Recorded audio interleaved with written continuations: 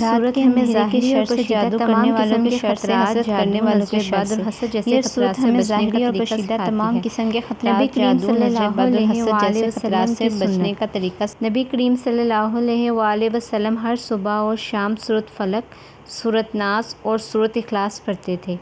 حضرت عائشہ رضی اللہ تعالیٰ عنہا بیان کرتی ہیں صلی اللہ علیہ وآلہ وسلم جب بیمار ہوتے تو سورۃ فلق، سورۃ ناس پڑھ کر اپنے ہاتھوں پر دم کرتے اور پورے جسم پر پھیرتے۔